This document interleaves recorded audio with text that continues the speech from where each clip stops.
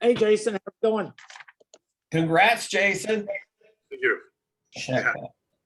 Let me see. You got that ring, or did she not surprise? Oh, she got. Wait a minute. Did you surprise your own self with the ring? Yeah, so I bought the rings myself because that's the thing is we were supposed to get married last year, right? It didn't happen. And the hard part was, turns out you can't get married without the other person knowing. So you have to get them to sign the papers, right? You can get your marriage license. Yeah, exactly, right. So the way that I did it was, again, she thought we were going to the courthouse. And so I was like, oh, yeah, we're not going to do that at Seattle courthouse. The Everett courthouse is much better. I have no idea if it's better or not, but I got her to sign the papers because we were going on the hike, and that's Snohomish County. So I got her to sign the papers and everything. She knew her parents were coming up to be witnesses for the, for the just signing the papers or whatever. And so they were up, and then my cousin, he and his wife were up. And then we walked to the waterfall. 50 people were there, her brother, her friends from California and Colorado and Texas, and they were all there, and it was awesome. Everybody was there already? Yeah, So a closed ceremony with y'all two. That's amazing. No, that was the hardest part because we had so the trail only had 16 parking spots. Oh, and gosh. with 50 people there, like if 2 people per car, that's 25 cars. So what I didn't want was for everybody to drive there, get to that spot, and then her say, well, screw this, there's no parking, let's find a different hike, right? So I had to collaborate with everybody, get everybody packed into cars, figure out how to get people there and driven there. And this is a long drive on a steep dirt road that has potholes like crazy. But I figured it out. I elaborated it. It was hard, but we got a lot of people there, so it's cool. Well, that's a amazing story, and it's one to tell the kids in the road and everybody who wasn't there to fill them in. So congratulations. Thank you. Yep. Okay, Kate, glad to have you on here. Everybody loves to see you on here to kind of share your wisdom with everybody and fill everybody in with what some of those results are. So hopefully, Bob, do you want to make her co-host? Do you want to share your screen or anything, Kate? I'm good right now, I think. Okay. So fill us in a little bit. What's how's the results been going? Yeah. Hey, what's up, everyone? Thanks for hopping on today. So as most of you know, we do run Facebook ad campaigns for a good portion of the membership of the group here. And I think we have a little over 30 campaigns running right now throughout the US and Canada, and we have Dervish in the UK as well. So, what we've been working on recently is getting everyone set up on their back to school offers and really pushing getting the back to school mentality going within the ads so that there's something different than what people have been seeing previously. And so far, costs have been a little bit all over the place, but that is pretty normal for summer as well. With people traveling and things like that, there's always a lot going on throughout the summer. So most of our costs are anywhere from, we have a couple in the $5 to $7 range, but then we have a lot in the teens, a lot in the very low 20s as well. For some of our newer members, if you can explain how you calculate that and what that means, that might not be working with you, might not have caught that before, I think would clarify a little bit of cost analysis there.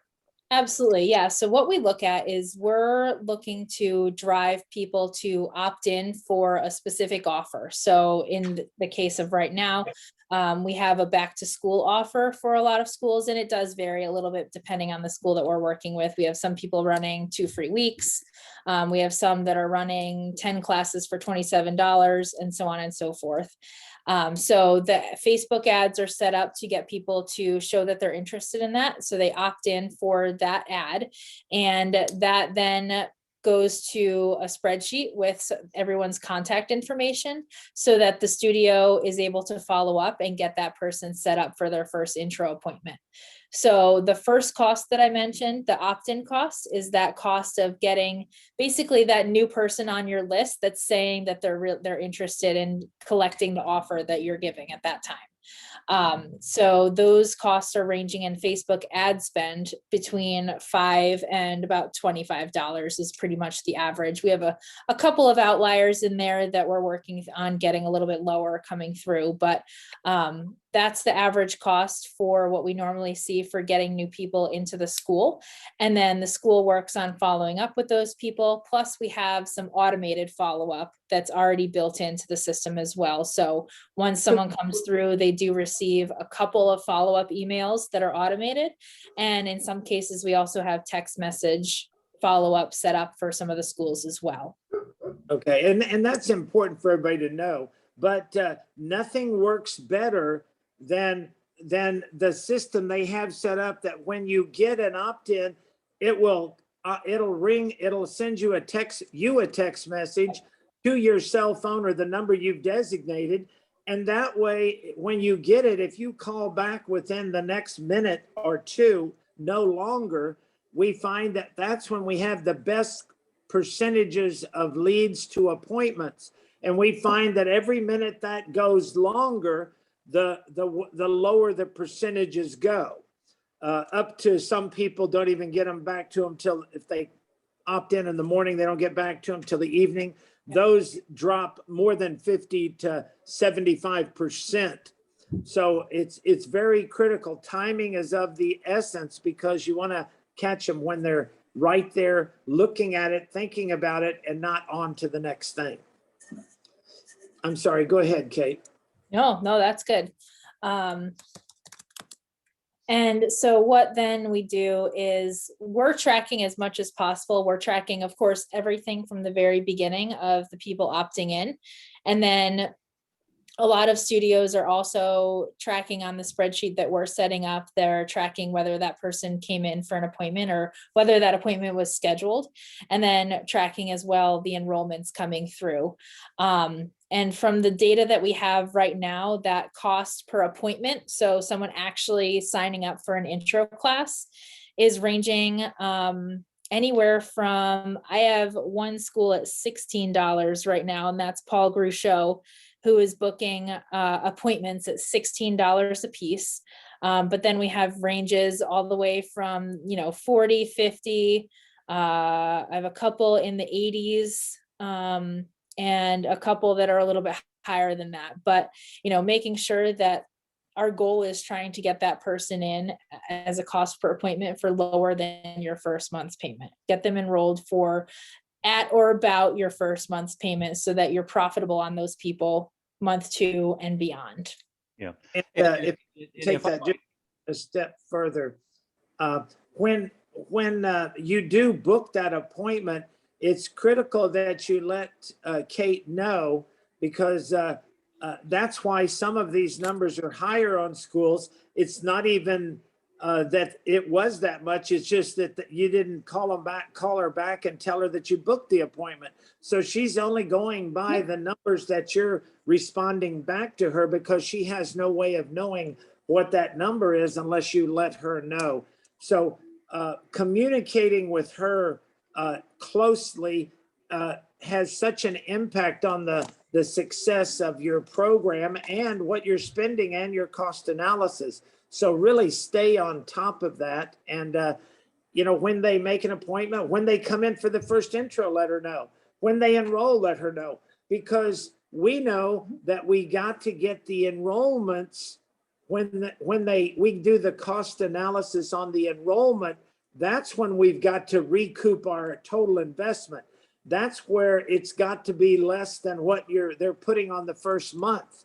That initial and the first month's tuition, we want to make sure that covers that, how much it costs to get them in there. Then we still have 11 payments coming in. And as she said, and as some of the schools have calculated, we have schools that are ranging those enrollments anywhere from $100 to $200 A couple are even in the 3, and not too many are even in the 400. Most of them are less than that. So if we can get that kind of number, then you can feel safe in doubling down or increasing your budget because you know it's pulling for you.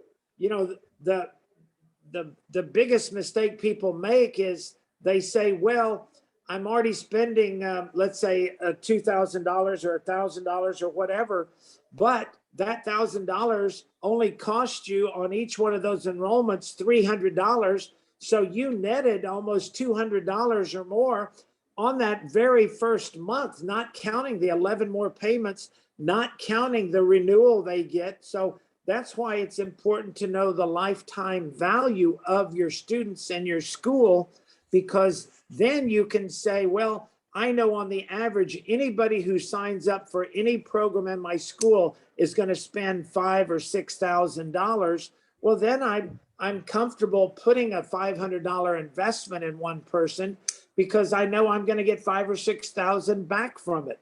And that's how the whole marketing thing works. And that's why we have Kate doing what she does, is because most of the places you work with aren't going to give you these kind of stats and work that close with you. You know, when a school isn't getting many leads from their ad, they look at where that ad is going. They look at the demographics of it.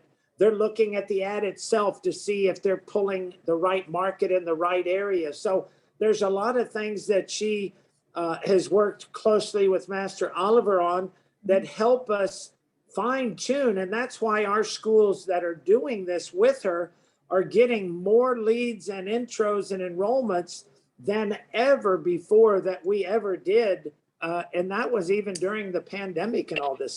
So really pay attention to these numbers, because otherwise she's kind of shooting in the dark and cannot make your marketing as effective. Yeah. Hey, Master Smith, for clarity, when you say get Kate the numbers, what they do is they set everybody up with a spreadsheet where all the leads come in, and then they keep track of how many leads, but it's up to the school then to go and log into that spreadsheet and update which ones they made appointments with, which ones come in for intros and so forth. And most of the schools, as we're familiar with, do not do a very good job of keeping track of those numbers. So the number that they have clarity on is, here's how many people saw the ad, here's how many people clicked on it, here's how many people opted in. And then beyond that, the numbers are very suspect, just frankly, because most people don't know the numbers. And even when numbers are being entered, they're often incomplete. Is that a fair way to say it, Kate? Without that being too harsh? Yeah, Yeah. for sure. And you know, like, we don't need initial like real time, you know, it's easiest to track everything real time, because as you're doing it and you're making the calls to people to get them in for appointments, just doing it right then and there is the most efficient way possible. I do have a couple of schools that update our spreadsheet once a week because they're also tracking it somewhere else. That's fine. Like, you know, going through the 30 that came in for the previous week and just marking whether they came in for an appointment or you scheduled an appointment is really all we need in transparency and data for that case, as long as you're tracking it somewhere else. Like, tracking the numbers is the most important thing you could possibly be doing, other than, you know, Right. enrolling, of course, And because then you don't know your numbers for enrollment. So, you know, making sure that things are getting tracked at some point during the week or during the month for our end of things is very helpful, so that we can see, like, oh man, maybe we need to make an adjustment to the geographic targeting or something. If we're seeing notes in there that are like too far away, too far away, too far away, we can work with that. Yeah. In practical terms, what we find with all the schools is if they don't close out and, you know, write down, record, put into all the places that the data needs to be put at the end of the night, given that they're mostly like a 3 to 9 o'clock, you know, prime time business, is they tend to become less and less accurate and fall through the cracks more and more. Right. So it is one of those, especially when you have staff. If you don't require all that to be up to date before you leave for the night, then you're getting guesstimate numbers at best. Kate, let's walk back for a second. You said the cost per lead was ranging from a kind of a low of what to a high of what with a median. What were those numbers more or less? 5 to 25 normally. Okay, Yep, $5 to $25, depending on the location, market, how long it's been running. And there are some outliers on the higher end too, but normally that's probably the average of what we can see. yeah. A couple of people are a little bit higher with if they have like some weird geography stuff, just, you know, population levels and things like that. But for the most part, that's a pretty good average. Well, there's been a couple of them we've been surprised. For instance, Mercer Island, you know, literally on an island and been really getting good numbers, of course, with really high demographics. But let's take the 25 number, right? Sure. So, you know, our target has always been worst case 50% of leads that come in, you get an appointment with, ideal in the 75-80% range. But if we took $25 at towards the high end, Yep. and did 50%, that's a $50 appointment. Yep. And then more or less worst case, and usually once you get an appointment, they're as good as any other traffic, you know, they're as good as they called you or they opted in on your website, then called you, whatever. But if you got 50% to show for an intro, that's $100 per intro. And you were saying the cost per intro in the numbers you have was at a low of 16, a high of 100, based on the numbers you have? I have a couple that are at like 150, Okay, give or take, for the cost per appointment when we have the numbers. let's take that as an outlier. So if you had 150 per intro, you shouldn't have less than half of them enroll. So that's now 300 per enrollment. And I've used the example before, but outside of our team, you know, this goes back 10 or 15 years, but the single most profitable school I had ever seen at that point, which was a friend of mine that I was working with, is he was paying $1,200 per enrollment, knowing that they were going to contribute $5,000 lifetime value to the school. And that's 15-year-old numbers. So if you have a $300 enrollment, and what Master Smith was just saying is my kind of outrageous, if you told most of the direct response marketing community types that we're trying to get martial arts schools to break even day one, they would say, oh, you're crazy, you can't do that. Right, Kate? Absolutely. You know, they talk in terms of, well, you know, our Facebook campaign did 150% return on investment, which means they sold $100 and they spent $66 in ad costs to get the sale, right?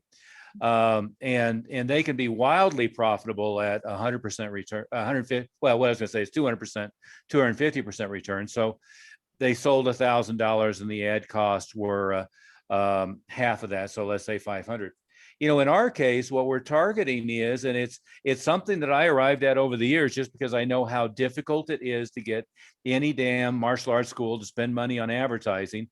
And they always complain about it as an expenditure, just like it's an expenditure for their unemployment insurance, their medical insurance, or their rent. Although they frankly don't seem to be too adverse to spending a ridiculous amount of money on rent that they don't need. But my conclusion was, if we can get everybody to do enough initially on the tuition, which doesn't hurt their conversions, then we can get the marketing structure to be, you're charging 400 plus the first month, let's say. So 400 plus 297 or three something. So you're charging $700 initially, more or less, and it's costing you $700 or less to get the enrollment.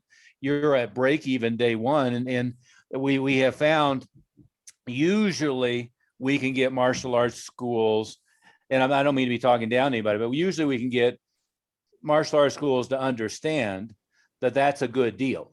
They just signed up for $300 a month for another 12 months with a high probability of being renewed, and you broke even the day they enroll. That's about as good a deal as you get, short of the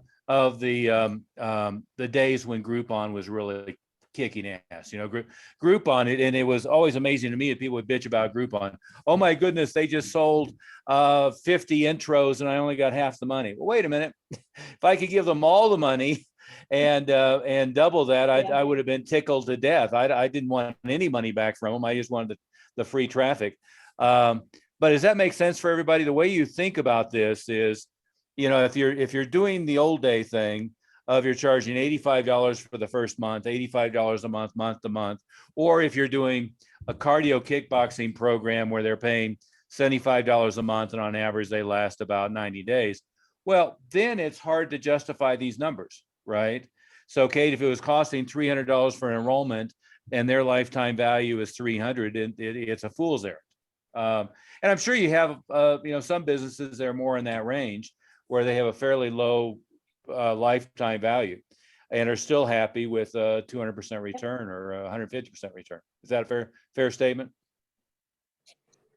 Yeah, absolutely. Because, even despite if you do lose people after 90 days or whatever that ends up being, they're still on your list. So there's still a chance to re-engage them later on. Maybe it's 2 years later, maybe it's 6 months later, maybe it's 17 years later. Like, you can still hit those people up for future specials and future outreach and, try to re-engage them. And if you get a couple of those are essentially free acquisitions at that point, because you've already paid the cost of getting them on your list. So anything more that you get from them is just, icing on the cake later on down the line. Yeah, absolutely. Absolutely. Well, good. Matt Smith, you made the point really well, and I'll just reiterate it. And this is true in all businesses, but it's certainly true with us. As soon as somebody turns the switch and does any marketing activity that's going to generate a lot of traffic in a new format.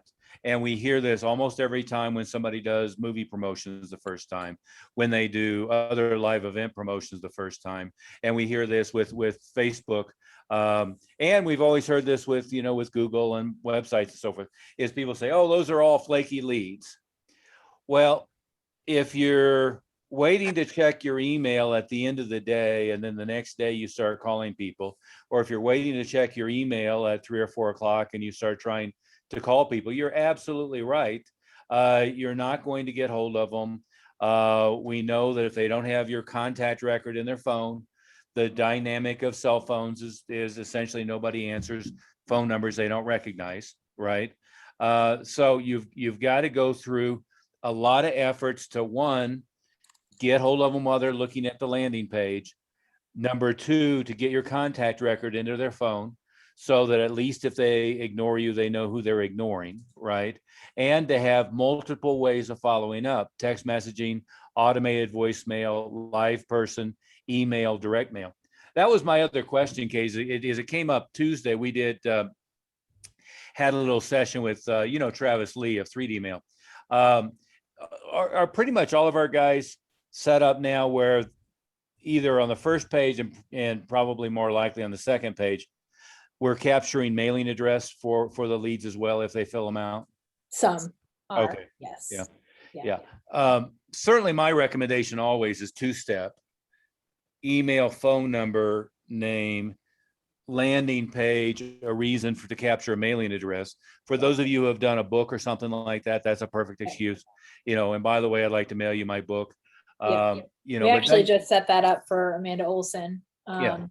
And there's a few people that we do have mailing in there for. So happy to set that up for people. We don't always get it, but the more that you can get, the better. So even if some people decide not to fill it out, then that's totally fine. They can still move on and continue to be a student later. And then, we'll get what we can. Well, yeah, I mean, and so if you were capturing, 50 leads a month and you ended up with only 30 mailing addresses, and then you reconcile that against the ones that you already made an appointment with. So maybe you end up with 20 mailing addresses for people who you haven't gotten appointments with. Now you have the ability to do sequential mail follow-up for those. Presumably the ones you get appointments with, you're capturing their mailing information there and you can mail to them. And it is something I see a lot that doesn't happen. Like a movie theater promotion, I always recommend have postcards or note cards or something where you're mailing them a live piece of mail. If I captured the appointment or the lead, whatever it is, on Friday, I put something in the mail that night or the next day so they get it pretty quickly.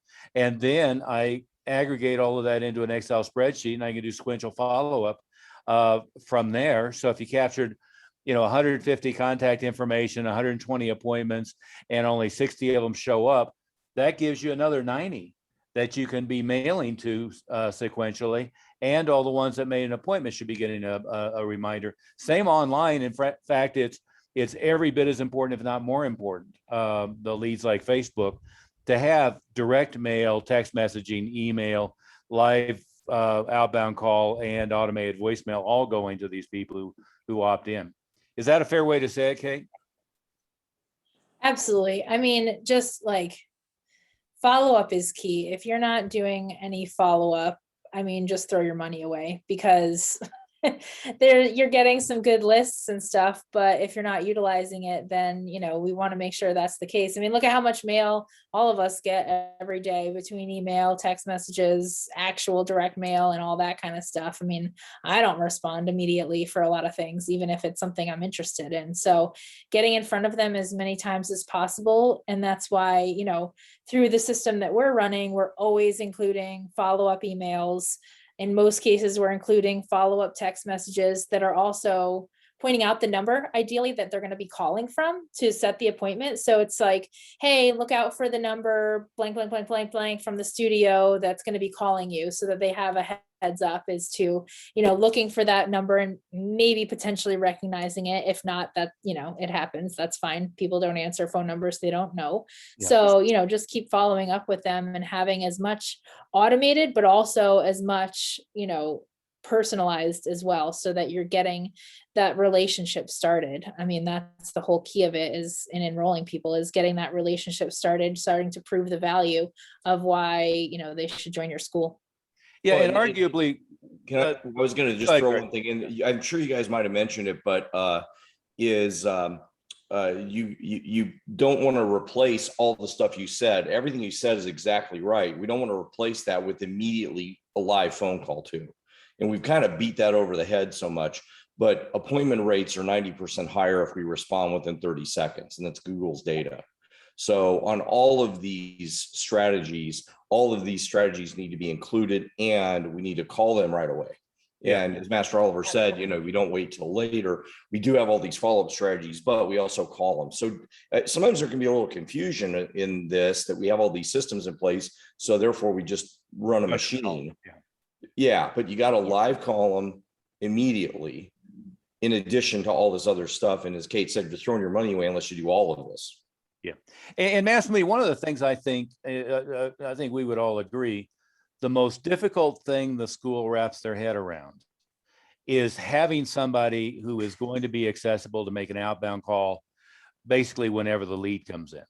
And, and maybe we make an exception at 3 a.m. in the morning, but still is, if I have a program director, the old way of thinking is they work from noon till 8, and if it comes in at 10, when they come in at work at noon, maybe. Well, I've never thought that way. I've always thought that I have a full-time staff member, and I know that you're out to lunch with your girlfriend, and your role is, you're getting paid on a percentage, and your role is to respond to leads immediately.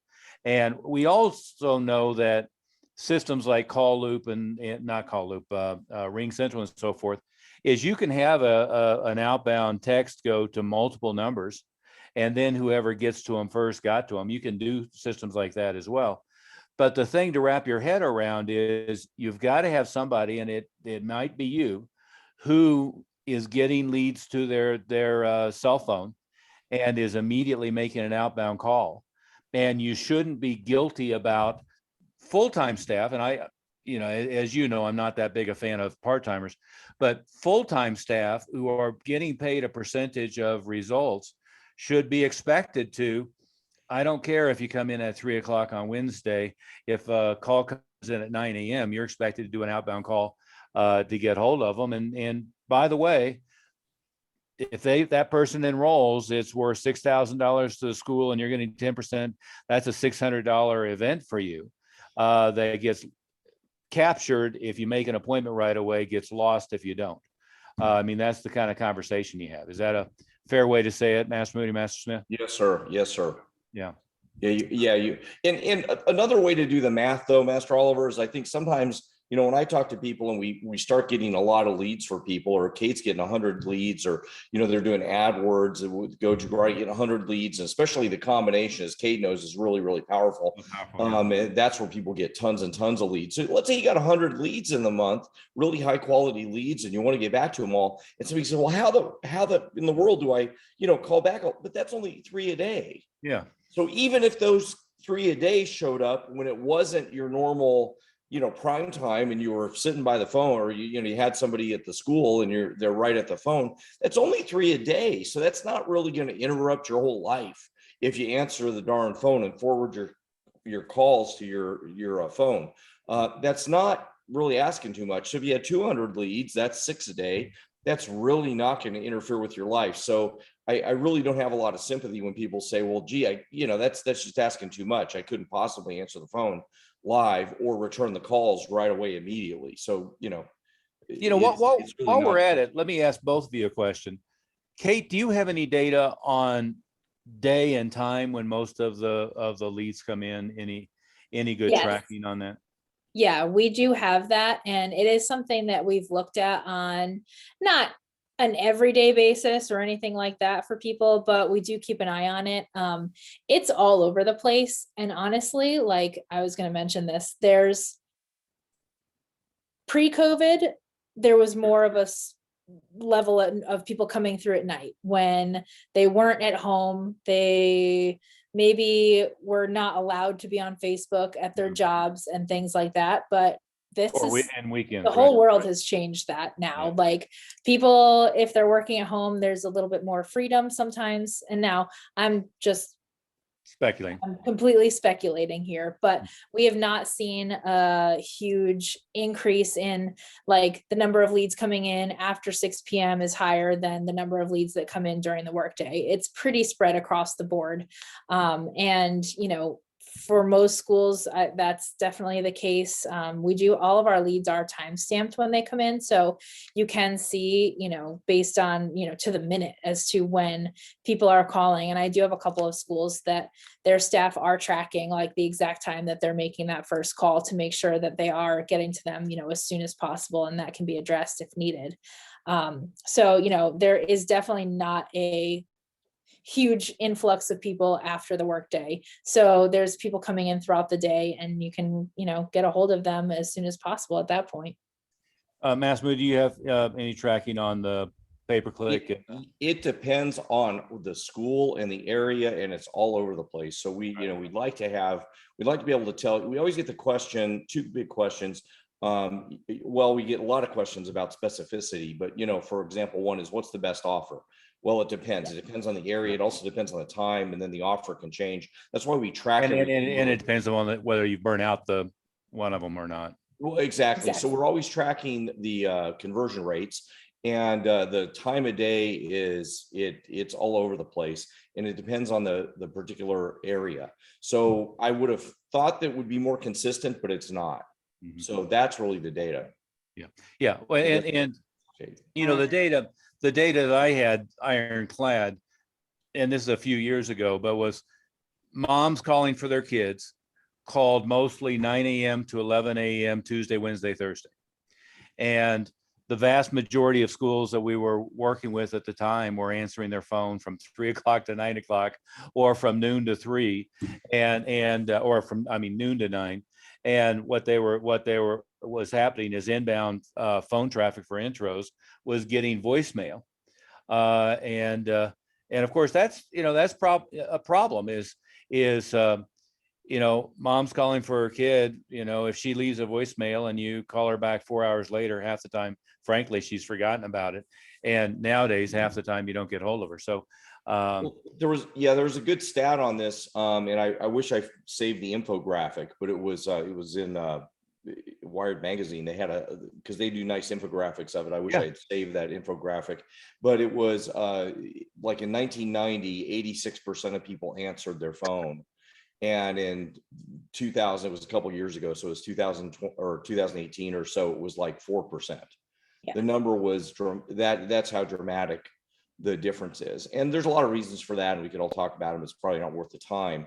I think the divergence in that block of time from 9 to noon covering the phone, we've got to essentially worry about covering the phone all the time. And I'm not saying everybody needs to stay up 24 hours a day.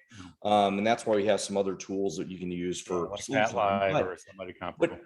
exactly, Pat Live. And but look, it doesn't make sense for you not to forward the calls. For one, it doesn't make sense not to have the follow-up systems. It doesn't make sense not to respond to the leads immediately. So those things just don't make sense. We need to respond to leads immediately because somebody might fill out a form and not call.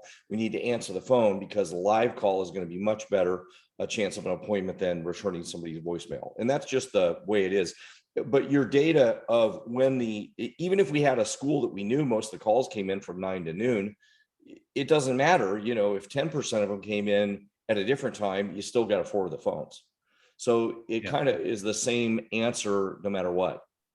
Well, yeah, and the dynamic has changed. It used to be, we could run newspaper ads and TV ads and we would get, 60, 80 inbound calls a month.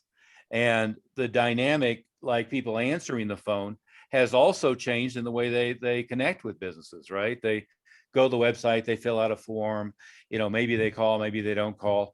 I mean, I'm one that I just hate to call and talk to quote unquote a salesperson. So I will do everything in my power, to complete the sale if it's something interesting without talking to a human being. Now other people are the opposite, but you've got to recognize that the dynamic has changed. To validate what they were saying in Wired is, if you watch the last two presidential elections, when the polling was so far off, especially in 2016, the number one reason the polling companies gave is people don't answer their phone, right? And the people who had a landline who answered their phone wasn't representative of the general population. They were 65 and sitting at home and one thing or another. And then there was an article in Wall Street Journal about Merrill Lynch, who's not having their advisors train or their, what used to be called stockbrokers. They're not having them trained by doing outbound phone calls because they were getting a 4% answer rate as opposed to like an 85% answer rate. So there's, tremendous validation across the board, not, and not to mention do not call lists and so forth. That has changed that dynamic as well. Kate, what would you add? Or let's see if anybody has any questions about any of this subject matter. Yeah, real quick on the do not call piece, that is always an issue that is out there. But once someone does opt in for something, they are opening themselves up to being able to be called. So in 90% of our ad campaigns, it's not necessarily cold calling. So there's, you have permission to call people and follow up with people after they have opted in. And we do have people check the little box of like, I agreed to I give permission. Yeah. get more information from this. So in that case, you're good. But yeah, any questions or anything like that? Well, and we consider, like, you get 1 in 100,000 never complain about direct mail, but I always consider they've given permission for an automated voicemail, they've given permission for a live person, they've given permission to get text messaging and email, and of course legally you don't have to get permission to do email. It's just email works much better if it's permission based than if it's spam. But all of those areas, and you'll get staff who are saying, well, there's do not call and there's all this stuff and people don't want to be called in the middle of dinner.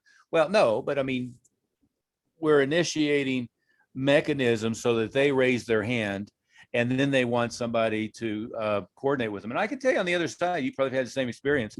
There's a number of things that I'm very interested in and try to buy, and I can't get hold of a real person or can't get the company to respond. And I have a very limited attention span on trying to beg somebody to take my money, as do most people, right? And in martial arts, I mean, we tend to worry about the competition, but they really tend to be incompetent. The only place where you generate interest and then the other guy gets it is when you're incompetent, when you're not, the first one to connect with them and responsive to their inquiry. Kate, I have a question, sir. Go ahead. I know you had mentioned, hey, the cost to get a student is about, or the yearly cost is 6,000. So we can give, our salesperson who makes the call $600. Oh, no, that's not at all what I said, but go Oh. ahead. Well, well, that's okay, what I well, thought. Okay, well, you're right. That was the example. The example was they're getting Yeah. paid 10% of the revenue and therefore Right. that's what it's worth to them. I wasn't saying you're giving them Right. that as a bonus the day they enroll, but yeah, good. Okay. Right. So I guess, with my salesperson that I have, he's the main salesperson. He does all the recruiting events and things like that. And because of the pandemic, I had to cut back, the 5% that he normally gets when they enroll. But one of the missing piece, like you guys are talking about, is to call them within a minute or 30 seconds, which generally it's him or me trying to do it. But what's a good incentive, I think, for him to say, get this call, you get this lead from Facebook or Google or anything online, get on it within 30 seconds to a minute.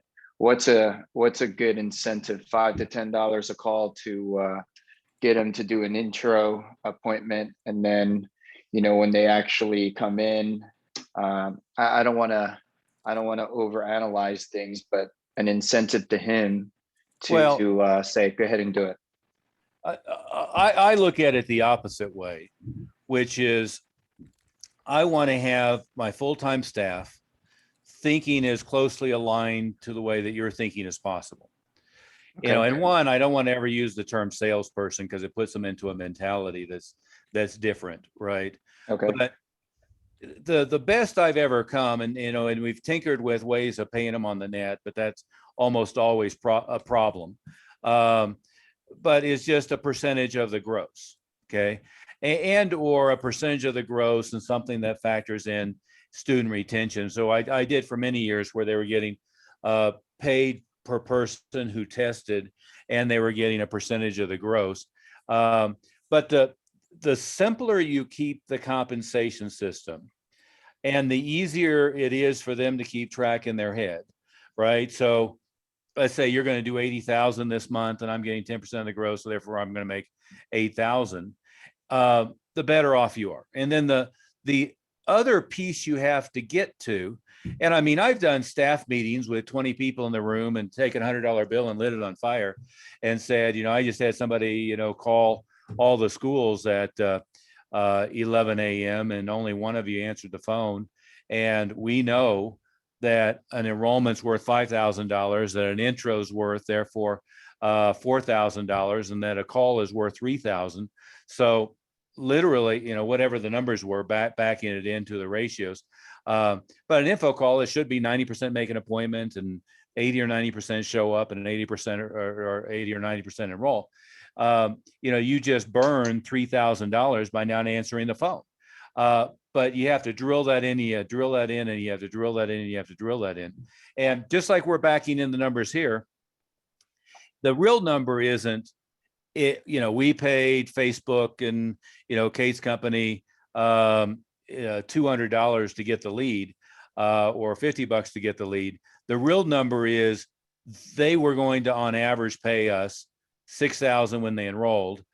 And on average, a third of them were going to enroll. So that missed lead is $1,500, right? That's the real number. And you've just got to drill that in and drill that in. And you got to jump up and down and stomp on the table and throw things and burn $100 bills and also track it, right? So you're every day you're tracking how many leads came in and you're verifying they all got an outbound call and you're verifying the appointment ratios. And frankly, if you're getting 75% to appointment, then you're not particularly concerned about it. And if you're getting 25% to appointment, whoever's in charge is screwing up, and you rant, rave, yell up to the point of firing their ass to get somebody who can be on top of it. Does that make sense, Sal? Yes, sir. Yeah. And again, I have rarely found you get $10 for this, $5 for this, $20 for this. I rarely have found that's the motivator, right? Okay. What's the motivator is we've sat down and we've talked about your career goals. We've talked about where you want your income to be. We've talked about, they have great clarity on where the feeders of the school is. They have great clarity on what each student is worth. And ultimately, they have clarity on what that student's worth to them. Right. And to add to that point, I asked Grandmaster Smith the same question. So we haven't been doing a whole lot of birthday parties because of the pandemic. And this Saturday we're going to do. Let's go to that subject after we aren't chewing up Kate's Sure. stuff. Okay, got it. Anything else on Facebook, LinkedIn, or anything that that Kate and her various companies have touched with?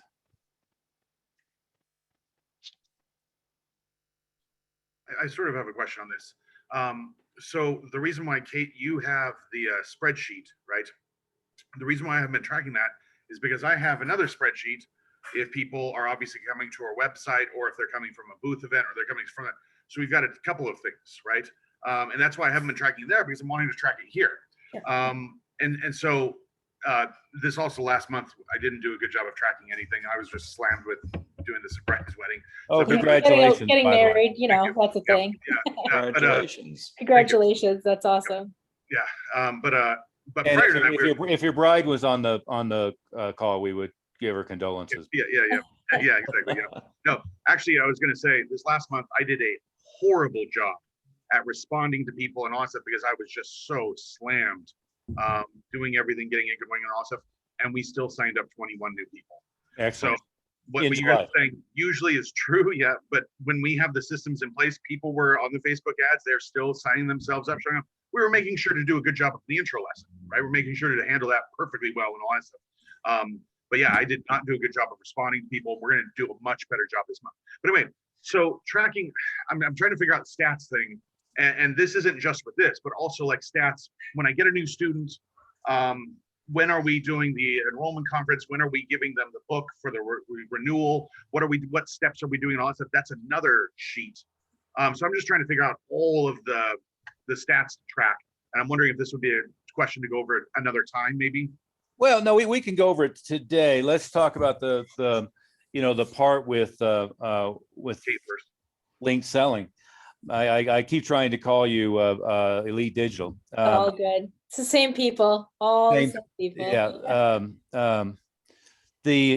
On that side, the only rationale really is the more that Kate and I and Kate's team and our team can be looking at the numbers and looking at the lead to appointment ratio, and then hopefully the lead to appointment to intro to enrollment ratio, the more we can be getting hard numbers on cost per enrollment, which is where, none of the other numbers really matter, right? It's the day they enroll as they start generating revenue. But what the ratios should be, can be on all this stuff, and what the true cost is, right? So it's very helpful for you to know that, and it's very helpful for us and for them to know that. And as you well know, because I've ranted about it a lot, is I always tell each one of you the day you start, number one, a lot of information is going to be coming at you hot and heavy. Don't get overwhelmed, because we'll, organize and prioritize. Number two, the biggest problem we have is not getting enough information up front and not getting enough information on an ongoing basis to know what's happening. So in other words, being able to laser target in on what your problems are. And our ongoing problem is you guys don't feed us enough data. And we'd prefer it to happen through Kate's spreadsheet and through the Facebook group, so that we can do analysis on everybody's numbers. So mostly, if we're trying to give Sam feedback, or if we're trying to give Scott feedback, or whoever it might be, and welcome, Scott, hopefully you're healthy, live and healthy. But we're having a hard time really knowing what's going out in the field, because most of you guys don't really give us good numbers. And the few numbers we get from people and from our own experience doing this, we have to extrapolate to what's going on to get to your numbers. Is that a long way of saying, Jason, is it's very helpful to Kate, very helpful to us to know what's going on that thing. The other side of it is the more you simplify, and it's why, for a lot of what happens the day the new person walks into the school, I'm not a very big spreadsheet type of guy. In fact, I don't see him on the meeting here, but I walked into Ripple Effect, and in the office, Greg Macy had a big book, and I think it was renewals or enrollments. I forget. I think it was renewals, but it was a Mile High Karate form and book from like 1995. And I said to him, I said, yeah, we did that for a while. It seemed like a good idea, and it was complete horseshit. And he's like, what do you mean? I said, well, that's why we use the cards, is getting people to keep the book and keep the card and look at the book while the person's in place. And you got the book in alphabetical order, and you've got everybody in whatever order they showed up in the school, and you got their ID cards, and getting that to happen in 3 minutes while you need to organize the class is FUBAR, and it doesn't happen. There's a lot of places in our business where what seemed like a good idea, where the rubber meets the road, falls apart. Does that make sense, Jason? So when you're talking about, you gave them the book and you gave them the thing and you went through the checklist and you have a spreadsheet. Well, I mean, if everybody who enrolls gets scheduled for the next appointment, and at the next appointment, that's where you do the next step, enrollment folder and so forth. And then they get scheduled for a next appointment, and that's where that happens the next step. And they have the ID card, and you're checking off that everything happened on the ID card. So when all the beginners line up, you can just double check. Anybody who fell through the cracks, you can accomplish it. Then you eliminate, I go to an Excel spreadsheet, enter it, I go to somebody's damn software package that's not in sync and enter it there. And I go to the office and try to put it in a book I printed that seemed like a good idea. Does that make sense? That is, yeah. Yeah, no, because And that's on our exactly end, Yeah. where we're making mistakes in the past was I'm trying to get my other staff to do this too. And then if somebody forgets, like, where's this person coming from? Which spreadsheet is it? And then we're trying to have a clipboard with this stuff too. And just if I forget one thing, well, then all the numbers are off, right? Yeah. So And- you and- have to and- do it, every single thing. And Jason, and this is not a criticism of you, but the smarter somebody is, and the more analytic and the more deeply they think about it, and I'm looking in the mirror for myself, going back 30 years, is the more they create complicated systems that in practice don't actually work, right? I mean, nobody more than me created all these complicated things and beat my head against the wall and cussed that my average program director, my average instructor was ignoring the system that was so beautifully, elegantly done, right? And it took me 10, 15 years to realize it wasn't them, it was me. And let's figure out a way that they touch as few pieces of paper as possible and that they can look at it as quickly and easily as possible and get it to happen. Kate, what would you add before we stop chewing up your time for the day?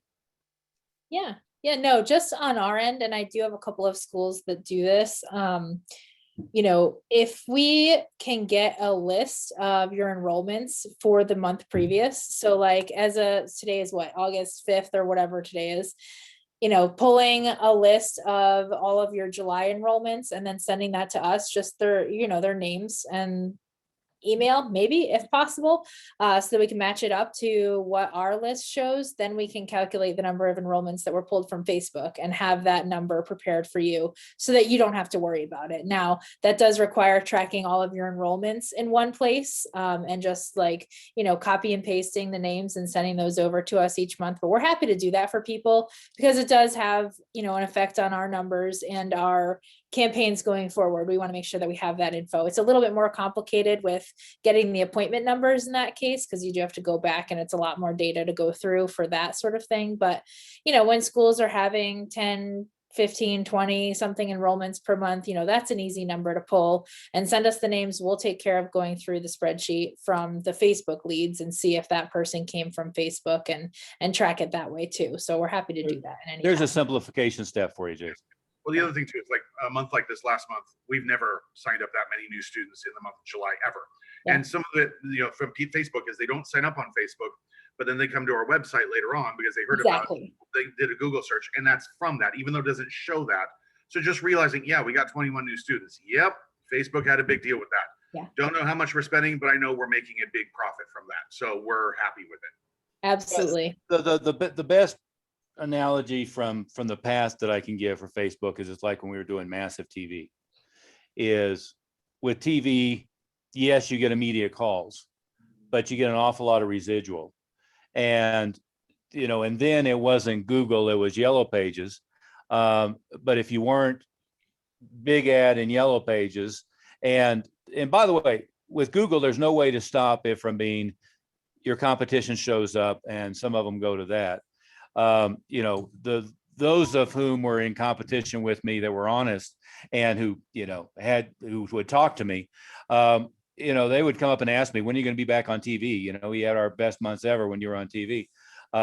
And it was smart in their case to be paying attention to that. And it was, in fact, what I tried to do is I tried to rally them all up and say, let's just co-opt this stuff and do this. And let's say I'm getting 60% of the traffic. Why don't you guys chip in for 40%? Never got a single one to pay a penny. But it seemed like a good idea at the time. But yeah, you're exactly right, Jason. I mean, it comes from all different sources, and that's a good offer from Kate. As you give her the enrollments, she can back down to, when the leads came in, presumably first. And I know anecdotally, I mean, it's not as statistically relevant as looking what form they filled out, but we would always ask on the telephone call and ask on the first conversation. And when I was doing it myself, or when I had a good program director doing it, is we would often have 6 different things they saw, right? So if we ask in simple terms, why are you calling right now? They would tell us the Valpak ad, or they would tell us the postcard, or they would tell us whatever they were looking at the time. But if you had a little bit more thorough questioning, they would come up with, I saw you here, I saw you here, I saw you here, you were just in my kid's school. We saw you at the fair, and then I got this card from you, and that's why I called you right now, is I have this in front of me, and there was a free offer, right? So you can't discount the synergy that happens with all this stuff. Absolutely. Which is, again, another reason for that Parthenon. And Kate, in your defense here, I want to bitch at everybody about how lazy they've gotten, based upon the fact that during COVID, you've done such a great job. And Google is, with most cases, Rev Marketing has done a great job on generating pay-per-click and search. So an awful lot of people have gotten lazy about their internal promotional efforts, their referral tools, outbound live events. I mean, I can go through the list, direct mail. They have gotten kind of lazy because they've just been getting fed a lot of traffic. And No offense, that's my favorite thing ever to hear. Yeah. Yeah, no, that's awesome. Well, It's a good problem to have, but you have to do everything, especially now that everything's opening up again. I mean, well, maybe. Yeah, I know. There's the Delta variant, and Yeah. 70% of the adult population has been vaccinated, but we got to shut down because of the Delta variant. Yeah. And by the way, anybody in New York City who voted for de Blasio the first time should be just taken out and shot to begin with. But yeah, we'll see. I think we're pretty clear on the areas that have a lot of people who are scared already, are going to continue to be scared, Jason. So crazy places like Seattle, Portland, most of California, abstenting San Diego, in all likelihood, New York City, it's, there's a lot of scared people, and they're going to, be scared. I keep expecting the populace to rise up and say, we're over this and stop killing the economy based upon non-scary numbers. But I've been disappointed so far in that. And Master Oliver, if you see Amanda Olson's post that she put in our Facebook group, she listed, she was tracking all her sources of her marketing. So it was almost a perfect example of what you're asking everybody to do as their Parthenon of marketing. And she was tracking through each one on how many, leads it was, how many enrollments it was. She ended with 22 enrollments out of, I think, 120 leads or something like that from all her multiple sources. But the other thing it allows you to do, and she did say it was an all-time record for her, 81,000 in July. And we know she's done higher than that before, but in July, that was her best July ever. But, You love hearing that, don't you, Kate? And it's not because it was just one thing she did. You got to do everything. But, even with her or the other people that are doing it, when you're tracking that, then you go through each one individually and see how you can improve the numbers in each one of them. Sometimes we get a little lazy when we have so many sources. We're getting 22 when we could have gotten, with a little more work by looking at the each of them individually, we could have gotten 30 or 40 of them maybe out of 120. So you know, Matt Smith, not to interrupt you. Kate, I don't think we have anything else that we need to chew up your time. I know it's been about an hour. So if anybody has anything else for Kate, speak now or Or hit post me up in the Facebook group. I just put a post there. So if anyone needs anything, happy to help out. Yeah, and anybody who's not working with them, you should be. And by the way, I keep bitching at everybody having good results, as they should double down and triple down on their ad budget, right? And you've got a better finger on your pulse on a minute by minute basis. But is it a fair statement that a lot of people are being overly conservative with what they're willing to give Facebook? No, we do have a couple people that have raised their budget throughout the summer here, and it's a little hit or miss. It's something we keep a very close eye on too. We don't want to get to the point where all of a sudden one day you're getting cost here and the next day you're getting double, even though yes, you can afford that when you're making $6,000 per student and things like that. But we just want to make sure we're being the best steward of every dollar that you're spending. So let's put it this way. Zuckerberg and Paige Brand will suck up every penny you give them, exactly. put on the table Exactly. for any possible reason. For all of their arguments against capitalists, they're the leading capitalist in the world here. So that's why you have to pay attention closely to the pay-per-click, and you have to pay attention closely to the Facebook ads to not let that happen. and that's why a lot of people even the big, what's the total lifetime value of the student? It doesn't play into their budget because they need the money now. So that's why your system of making sure that you're getting all that the first month to cover whatever you're spending, then you're doing good. It's a win-win. Yeah. And on that note, thank you, Kate. Thanks, Kate.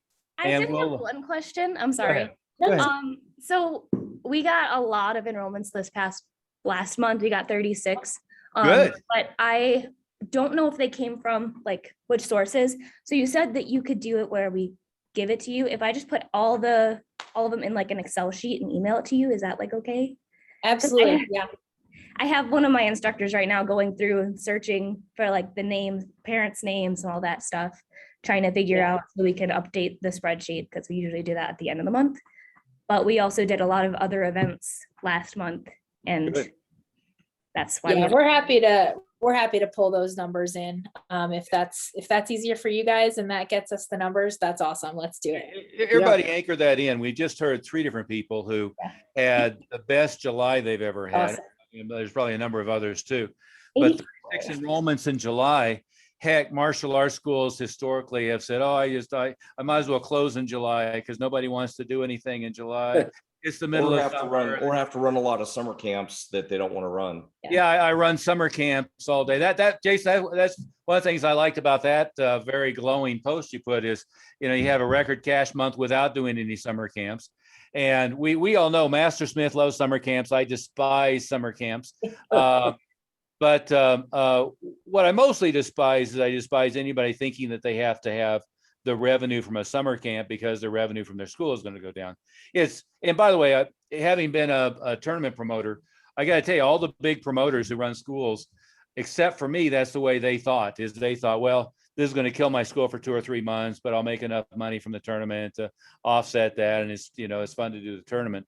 And then they get into a vicious cycle of thinking they had to have the money from the tournament because those months were going to be slow. But the reason they were slow is they took their eye off the ball. Anyway, Kate, thank you so much for your time. And any questions anybody has to follow up, post in the Facebook group for Kate. She's in there and Sure thing. follow up Great. with it. And Have a good one, Master, everyone. thank you, Kate. And Master Oliver, can we hear from Vanessa a little bit Well, more?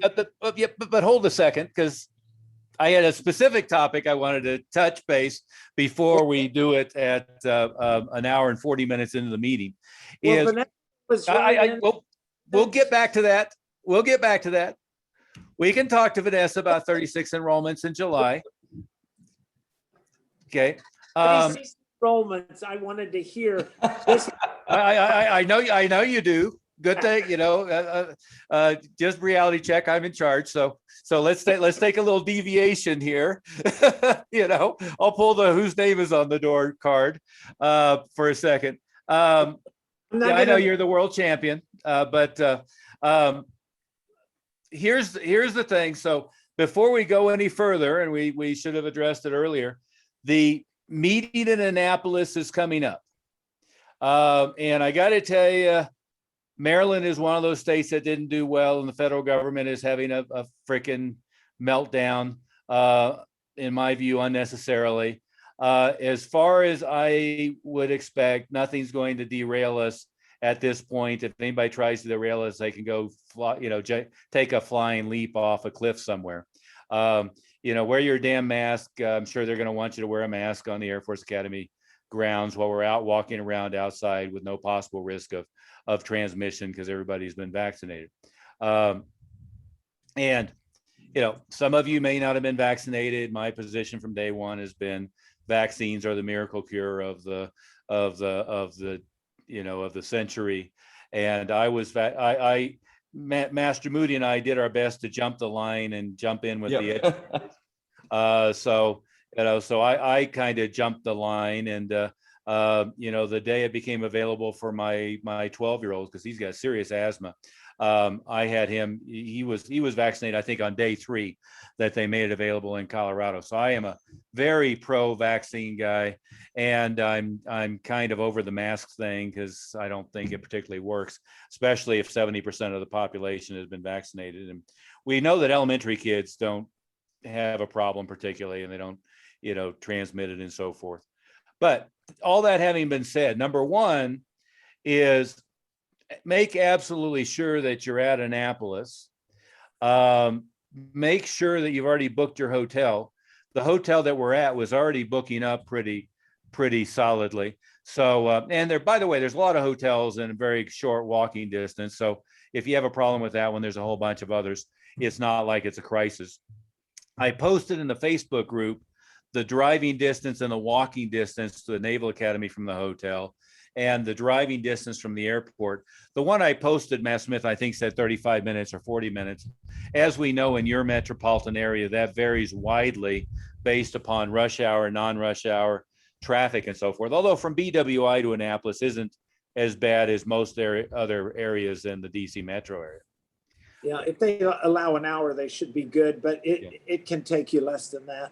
Yeah, it can take 30 minutes or it can take an hour, and either way. And I will say, and I do stand corrected, because that is probably the most important thing that we could say during this meeting is about Annapolis. And if you don't Hey, go, there you agree with my heavy-handed dictatorial interjection there. and say that I'm just because watching this. it's so critical that everybody go to Annapolis. And I know some members who have been to one of the meetings think that, well, I've been there, I don't have to go. But it is really from when you go and you get kind of energized from everything that's going on and get the latest version of everything we're doing. And it really, the synergy you pick up from the other members that are there and what you hear. So don't miss this opportunity. The pandemic had put a slow roll on that, on those live events. So now that we have these back in action, please don't miss it. Well, from my estimation, Disney was phenomenal.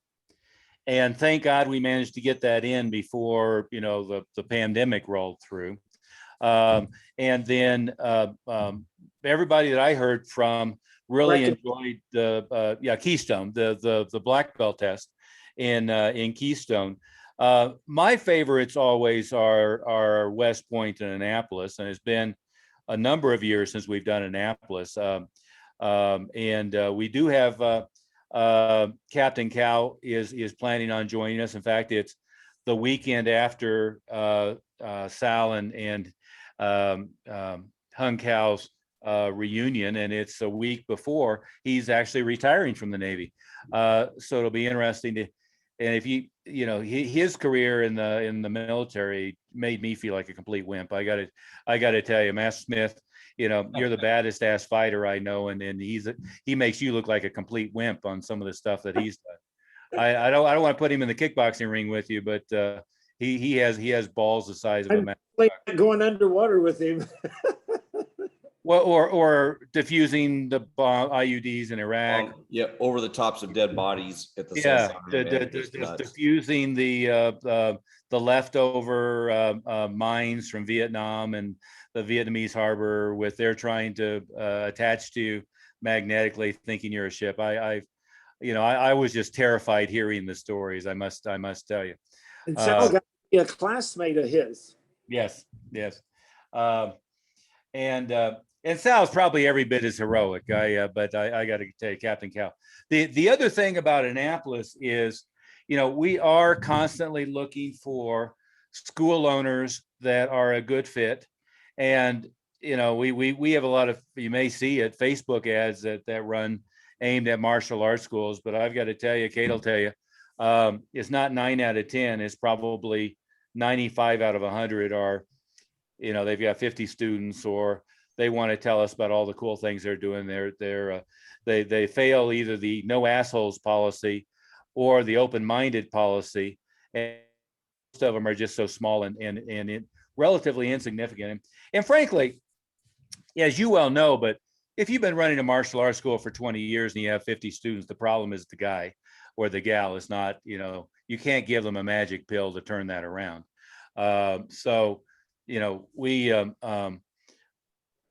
Many of them dislike when we tell them that that's the reality, but that is the reality. Is that a fair way to say it, Master Mitty? Yeah, that's exactly right. I mean, and it's even more disliked when the person is them. Yes, exactly. And that doesn't mean people can't change. I mean, you're the psychologist, I'm not, but oftentimes it takes some traumatic event in their life to have them come to a realization that their life hasn't changed. Occasionally they were working full-time as an attorney, and now they want to put their time into being a martial arts school owner. But we do invite you, if you know somebody who would be a good fit, to invite school owner friend who's coming. It's very important that we get a head count RSVP from Bob. We're going to have, I still got to put all that details together. We were planning on having a meal at the Naval Academy, and they, due to COVID and one thing or another, they're not allowing that to happen. But we're going to have at least one of the days, we'll have catered lunch or something like that. We got to work the details through on the hotel and part of what they can pull off. In Keystone, they managed to give us box lunches, but they couldn't do the normal stuff due to staffing problems as well as COVID restrictions. But we do need a solid head count.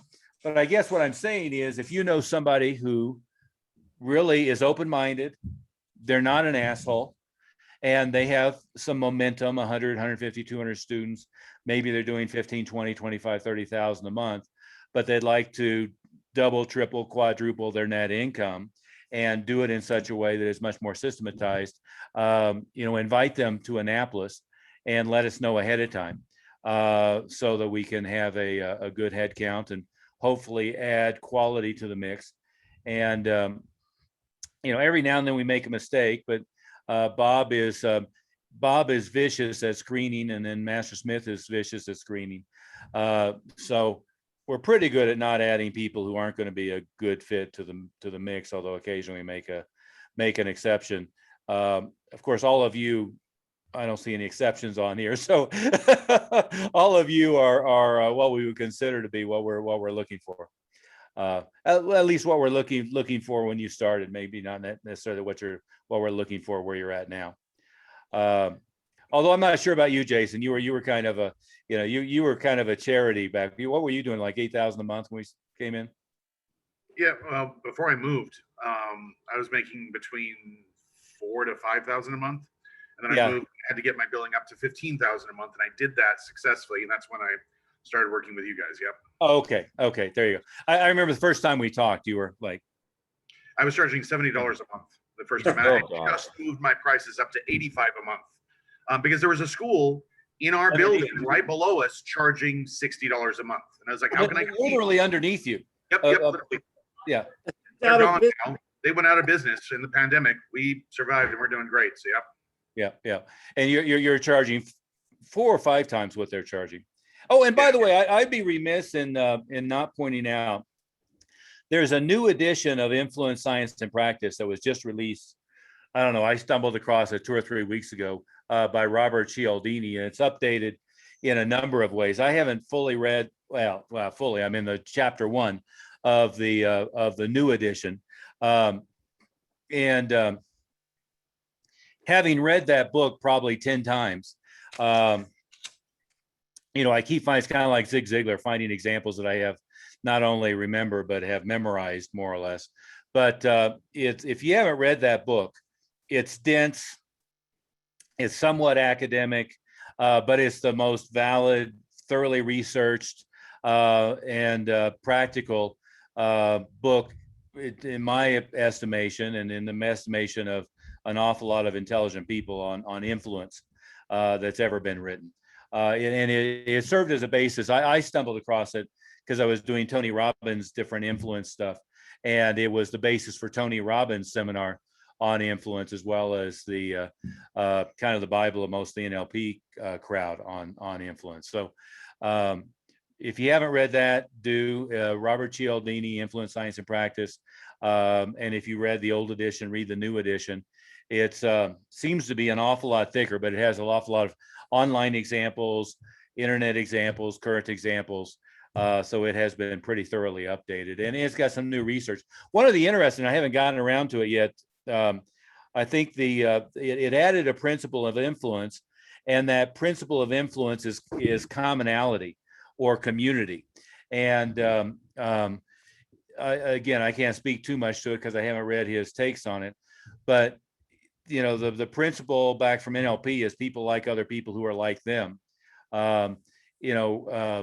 Gender and racially, there's been some interesting studies because that varies widely across different groups of people.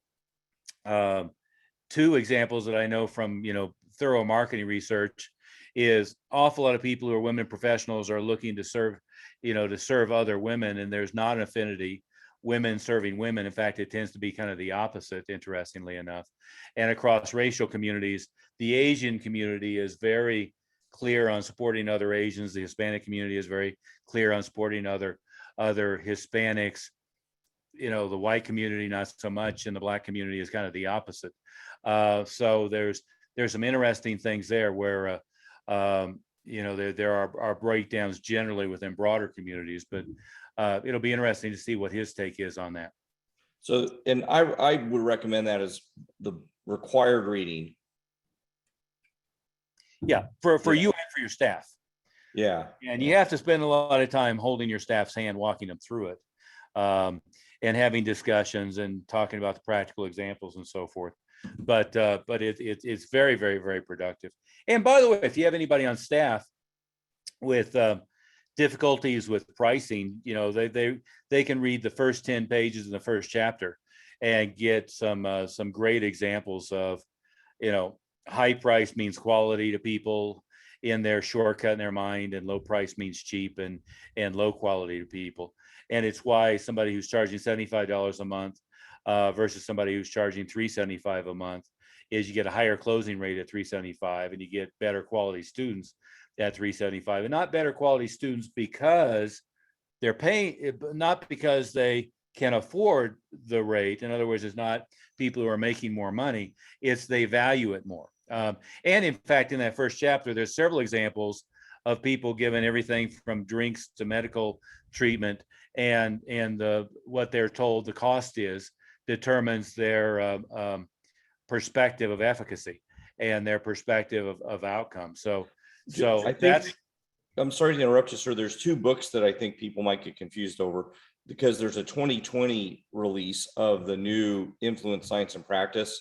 I think the one you're thinking about is his release, which is first edition 2021 in May, of Influence, the Psychology of Persuasion. So I think he may have redone it, and that's the 592 page version.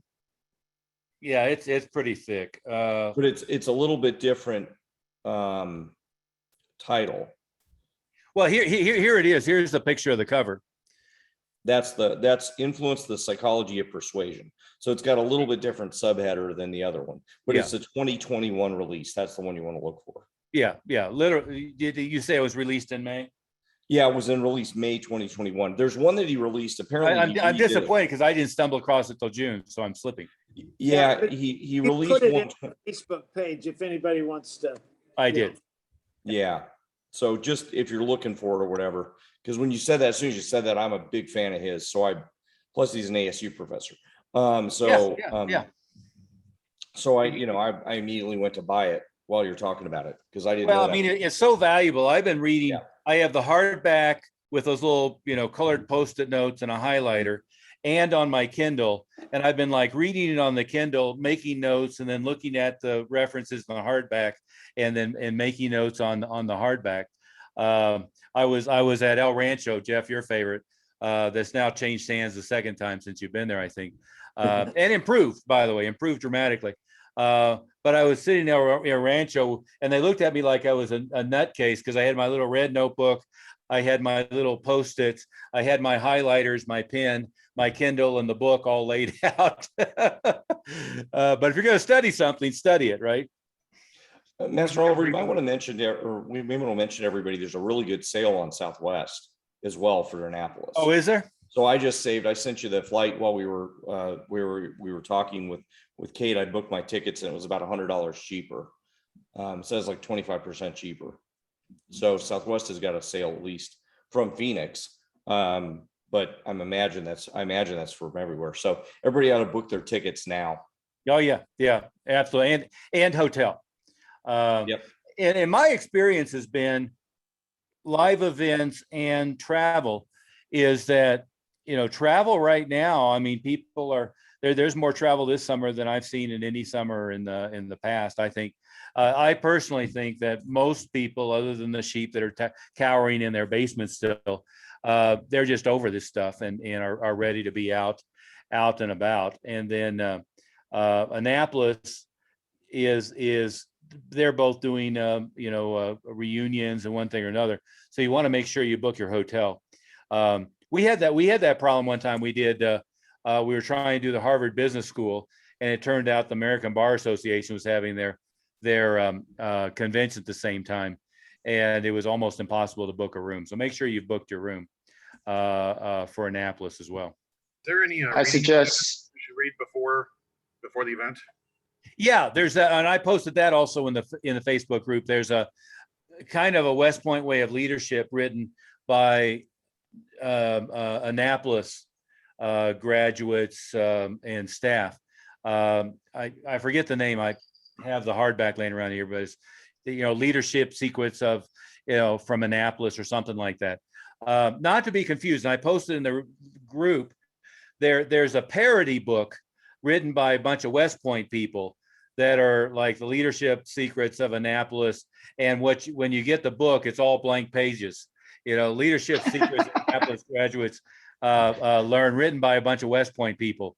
Obviously, taking a dig at Annapolis, but not to be confused with that one. Go Navy, beat Army. Is there an itinerary out already? Because we're gonna book our flights, but we want to. There is. Okay. Yeah, it's in the Facebook group, and it's in the next package, which will probably hit this week. And as far as I know, we've mailed and texted it out as well. But the shorthand version of the itinerary is we're going until Sunday late afternoon, and we start at the Naval Academy at 2:30. So you want to be at the Naval Academy, 2:15, something like that. And the Naval Academy is on Friday, and then the business meetings are on Saturday, Sunday. And so the business meetings will be at the hotel. That's the Graduate Annapolis. And obviously the tour of Annapolis, we're doing an hour or so in the auditorium, which I believe is at the Visitor Center. We're doing the tour of Annapolis. And I believe that Captain Cal will be with us that day. Last time what we did is we had our meeting in the What's it called, Sal? Dahlgren Hall. There you go. Which is that you see the pictures of the beautiful curved ceilings with the lights and one thing or another. I'm not sure we're going to be able to monopolize that area this time, but it certainly worked out well last time. Also, sir, just wanted to mention like the Graduate Hotel, it could be booked, and I booked my whole team at an Airbnb for a whole house, and it could be cheaper for everybody to do it that way. Yeah, if you're And, bringing a just to team, let- absolutely. Yeah. Yeah. And then just to let you know, I invited like 5 business owners, and maybe 1 to 3 of them will be coming. Oh, great. Thank you. And just be sure that anyone you invited, give the contact information to Bob, and we can mail them some information ahead of time. And Once they're confirmed, yes, sir. yeah, that'd be great. But And where did you find those Airbnbs? Airbnb. Oh, you just go to Airbnb and you put in Annapolis for September 16th to the 19th, and you put in how many people you're going to sleep in, like 5, 10, whatever, however many people you got, and then it Mass tells Smith. you. It's an app like Uber and Lyft. Good. And it works just like Uber and Lyft. Is people list their property on Airbnb, and then you can book private property. In fact, last time we went, Sal, I had forgotten about that. I had looked at it, and we stayed at the hotel, but I had looked at it. And in fact, you could book out a sailboat. They had like, Yes, houseboats exactly. and a sailboat on the harbor and all kinds of Yes. really interesting stuff that you could book in, Yeah. in Annapolis. And And it's funny because the guy I'm booking it from, he normally hosts midshipmen.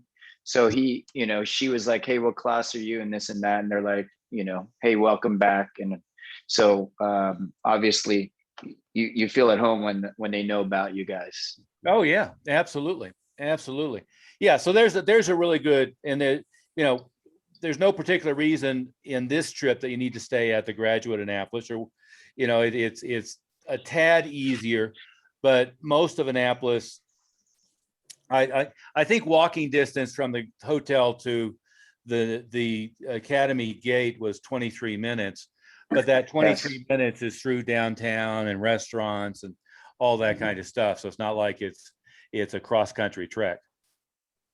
Master Oliver, since we're out of time, can I ask Vanessa to post in our Facebook page all the things they did to get those 36 enrollments for July? Why don't we let her talk about that a little bit? Vanessa, what are we can go a little bit over. Vanessa, what are some of the things that you did in July? Obviously, Facebook. The biggest thing that we did was host like an hour free class for the little learning centers we have in our areas. We did 4 of them. And it's just teamwork between my head instructor and I, calling them and scheduling them. And that's how we got the 30. That's where they all came, most of them came from? Either that or Facebook. And then of course the few random calls, and I had a few people come in saying, "Hey, I saw your signs outside." I was like, "Cool." Yeah, good. What do you mean you hosted them? You called them and then they came over to your studio? No, actually they called us because they were having a summer camp going on, and they asked if we could come to them and do like an hour little class with all the kids. So we did an hour class in each location, from toddlers all the way to school-aged kids.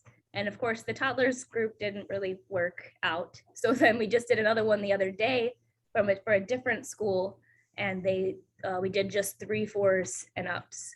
But yeah, we just went to the studio. Yeah, just help you not feel so bad. I had, staff members, and I went and did it for some unknown reason. We showed up at a daycare, and it turned out that half the kids were in high chairs. Yeah, the majority of the group were 2s, 3s, and 4-year-olds. Diapers. And, there was handfuls of bigger ones. Yeah. I try to avoid that at all costs, but Yeah, but for those who aren't as fortunate as Vanessa, that these camp or programs that are in your area aren't calling you, we did tell everybody that you should be calling all of these ones in your area to see if you can come in and do something like they called her. And in practical terms, Master Smith, showing up on their doorstep and talking to Yeah. whoever's in charge. So it's not too late. You know, you got the whole month of August. You only need a couple days to go in there. So do hop on that, and maybe you'll be the one getting 30 plus enrollments this month.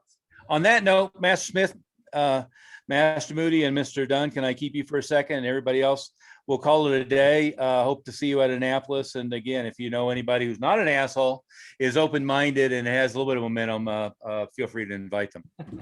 That's the 3 rules: open-minded, not an asshole, and not a minnow.